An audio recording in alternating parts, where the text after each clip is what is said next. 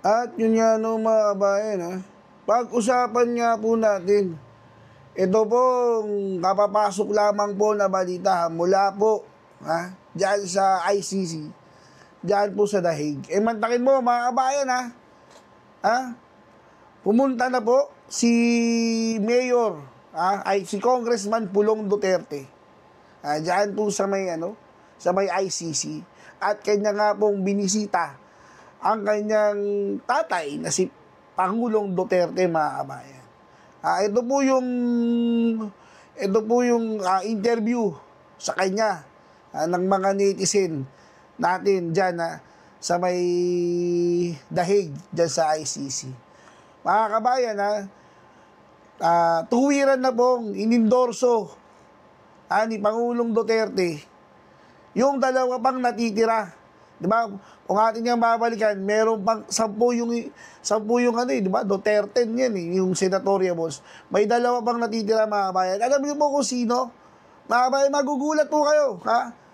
O ito po, panoorin po natin kung sino po ang tuwiran at lantaran nga pong iniindorso ni Pangulong Duterte. Ito po mga kabayan, panoorin po natin. Hello, sir. Okay, busan po? Oh. Hi, ma'am. Okay, magandang araw sa ating lahat, mga kapartners. So, sir, naitugon si APRRD sa mga... Pinapabot niya yung pasasalamat niya sa patuloy niyong suporta sa kanya.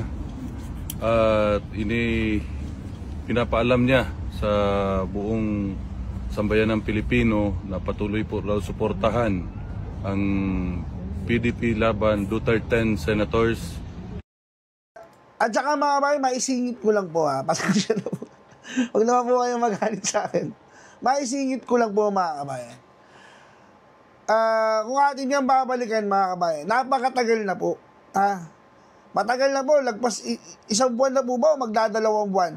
Simula po ng pinakidnap po ng gobyerno ni, hindi na po natin papangalanan kung kaninong gobyerno yun mga kabayan. Sabihin, hindi naman kinidnap sabihin ng NBI ko, fake news ka, puntahan ka namin. Hindi mo kinidnap slash po natin, delete po natin, hindi mo kinidnap. Niregalo, yan NBI niregalo. Magdadalawang buwan na po simula ng iregalo ng Pilipinas. Si Pangulong Duterte, dyan sa mga banyaga, dyan sa ICC, mga kabayan. Magdadalawang buwan. Pero mga kabayan, yung mga DDS supporters, DDS, Duterte diehard supporters, dyan sa Dahig, dyan sa ICC, sa Netherlands, mga kabayan, andyan pa rin po. Napakatindi mga kabayan, palakpakan po natin. Bihira lang po mga kabayan, yung mga ganyang, yung iba, tumigil na po, siyempre may mga trabaho na diba? Nagbalikan na po sa kanya-kanya ng mga bansa. Nagpasukan na po. Yung iba po, galing trabaho, dumediretso pa po dyan, palakpakan po natin mga kabayan. Mabuhay po kayo. Yung mga DDS dyan, Duterte diehard supporters dyan sa Netherlands, mabuhay po kayo.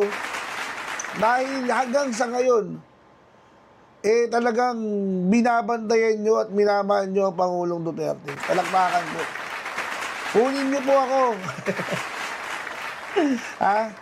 Pag ako po, dinala nyo dyan sa Netherlands, araw-araw akong tatambay dyan sa ICC. Sino po ba yung mga kabayan natin sa Netherlands ngayon, magkano po ticket? Kaso, baka ticket lang yung kaya ko, Mahal daw po kasi dyan yung mga apartment o yung mga yung mga hotel Mahal daw po mga kabayan So mga ticket lang, ba dyan na rin ako matulog sa tapat ng ICC. Gagawin ko yan. Magbabantay talaga ako dyan araw-araw So balik tayo sa video mga kabayan. Ito na po. Ano mo sabi ni Kong Pulong? Sabi niya po, patuloy po nating suportahan yung Duterte senatorial balls mga kabayan. Alam nyo na po kung sino-sino yung Duterte mga kabayan Di ko na po isa-isa yan. At isa na nga po dyan, si Congressman Marcoleta mga kabayan. Huwag niyo pong kakalimutan, number 38, ha? Oh. May dinagdag si Pangulong Duterte ayon kay Congressman Pulong. Sino po yan, mga kabayan? Dalawa daw po. Plus 2. Ha? O, ito, mga kabayan, di ko na kayo bibitinin. Kong Pulong, pasok! 2. Final niya, in-endorse ngayon sa loob, pinapaalam sa inyo si Kerubin. Plus 2. Final niya, in-endorse ngayon sa loob, pinapaalam sa inyo si Kerubin pati si Hunasan. Mga kabayan, sino daw po? Yung plus 2. Si Amy po ba? Tsaka si Villar, mga kabayan. Hindi po. Too late eh. Sabi ng Pangulong Duterte, it's too late. Sino po ang pinapa-endorso? No-endorso? Si dating Senador Gringo Hunasan, yan, palakpakan. At sino ba? Si General ba? Naging General to eh, no? Si Sir Ariel Kerubin, mga kabayan. Mahal na mahal mo talaga. Dito mahirap, mahal na mahal talaga ni Pangulong Duterte itong mga kasundaluhan, no, mga kabayan.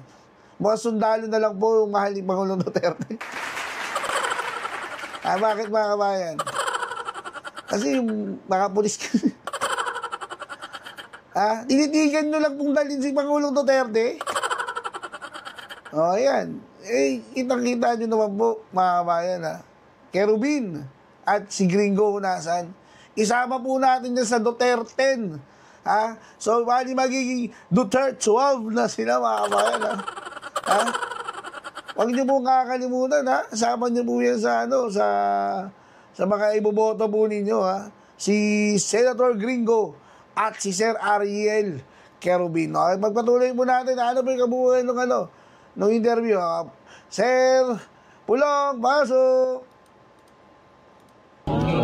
And with the emphasis na patuloy suportahan yung matalik niyang kaibigan na si Rodante Marcoleta. Yes po, yes po. Yun lang po.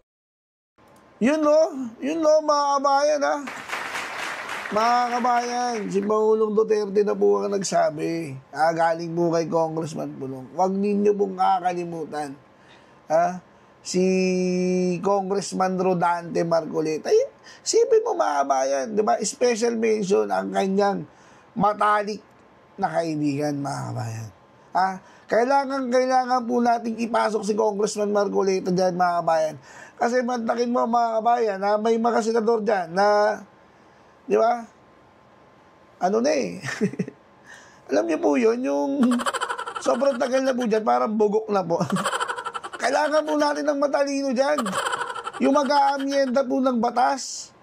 Sabi nga po ni Congressman Marcoleta, napakadami po nating batas eh. Pero wala pong nagpapatupad ng maayos. Di ba? Gawa ng gawa, batas, in aid of legislation, patawag ng patawag itong mga congressman na to. Pag nagawa yung batas, hindi naman po pinapatupad ng maayos eh. Di po ba? Ipasok mo natin. Congressman Marcoleta, mga kabayan, para magbago po. Parang awa nyo naman po, para magbago naman po. Yung sitwasyon natin dito sa ating bansa. Napakadami pong magagandang batas na nais isulong o nagawa na po ni Congressman Marcoleta, pero sa kasamaang palad po, hinaharang po siya dyan eh. Hinaharang po dyan sa Congress. At hindi po na ipapasa, mga kabayan. Kaya sana isuportahan po natin si Congressman Marcoleta ngayon pong darating na halalan. Ituloy na po natin ito pong kabuuan ng interview kay Congressman Pulong. Maraming salamat sa inyong lahat. Okay, thank you po. Okay naman siya. Okay siya, sir. Nakita niyo si Senator Padilla nung nakulong, di ba? Yes po. Malayo. Mas bad boy tingnan. Ngayon nagmukhang mayor.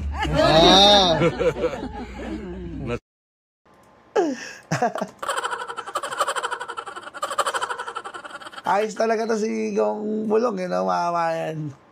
Ano sabi? Mas bad boy ba kay Senator Robin nung nakulong? Kong, ano mo ginagawa ni President Duterte ba? Siya na po ba yung bagong ano dyan? Mayor. Mayor na po ba si Pangulong Duterte dyan sa ICC? Sige, tuloy. Buting kalagayan naman. Inalagaan siya na maayos sa loob. Amen. Thank you. Okay. Nakay-mensahe kung sa mga Pilipino kadadlaw nga nagabisita diri o nagsuporta sa kaysa atin. Salamat kayo, salamat. Pati siya, ginapabot niya sa inyo ang iyang pasalamat. Kay sige sa pangutana og naba daw Pilipino sa so ko daghan. Always, every day. Salamat kayo, salamat. Kung pwede lang may musulod kong musod may pwede magid pwede. At kung pwede lang tamoy pangitsa diha.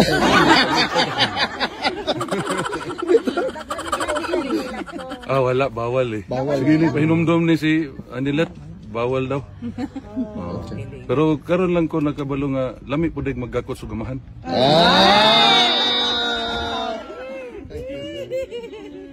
Nag-moments pa na sila. Sir, actually sir, in line with that sir, si VP po sa ingon niya sa nahitabo kang former president, the family is much more closer than before. Sir, do you share the same realization? Okay. Karon siguro sa kinabuhi nako ikalima pa lang namon ning gakos. No? Na-react na sir. Dili, kay gani siya, babae mo gusto niya. Mas got among gakos karon. Okay. With feelings ang gakos. Pero okay man siya, gusto niya paibalo sa inyo na is in good health. Nalipay po siya. Sige lang pakatok. Si Hanilet may seryoso, sige kuan dito sa iyang check up siya na nairitan. Sige masahe sa tiil. Pero okay ra tanan. Salamat sa inyong tanan. Salamat gikan sa among pamilya. Welcome sir. Wala isa pa yan. Thank you sir. Dulo to, sir. Hanggang sa dulo po sir. Hanggang sa dulo to. Sabi ni Tatay Digong mag-relax kami sir, pero relax kami sa gawas. Pero hanggang sa dulo may diri mag-relax. Kayo ning weather diri oy. Sanay na mo. Pero painit naman sir. Painit naman karon so okay na sir. Sir, ang mga tao diri wala gi problema og na diri. Makaog, kape, tanan, tinapay. Istoryahin lang min sir kasi gusto niyo makaunon kay paluto na namo. Ano siya importante. May maulaw ta. Sakto Kabalo gyud mo ka ma'am. gumluto. Sakto gyud ka ma'am na maulawon gyud isip ko. Maulawan na siya. O Basta- gani ikaw ubanan ti ka dito kay maulaw ba di siya taos dili kailangan ka mo atubang kay kung ano. Ugani. Bulat Basta sila. sir, unsay gusto niyo Ilan mo? man dayon ko? Nagkalo-kalo pa. Kahit anong tago mo, lalabas ang pagka... Mga kabayan, ako po ay hindi Bisaya, mga kabayan. Hindi ko po naiintindihan bossing na kanilang pinag-uusapan. May mga mangilan-ngilan lang, mga kabayan, tulad ng, sabi nga niya, yung mga nagkakantay po dyan, ng mga DDS supporters, Duterte supporters, DDS,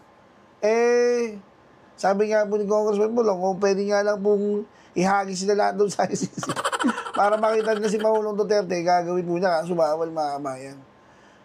Dagdag ko na lang rin po, mga kabayan, yung mga nandyan po, na mga Duterte supporters, mga kabayan, nagdadala po ng mga pagkain, inumin, para lang po makapag-stay dyan sa harapan ng ICC. Ganyan po nila kamahal si Pangulong Duterte, mga kabayan. Palakpakan po.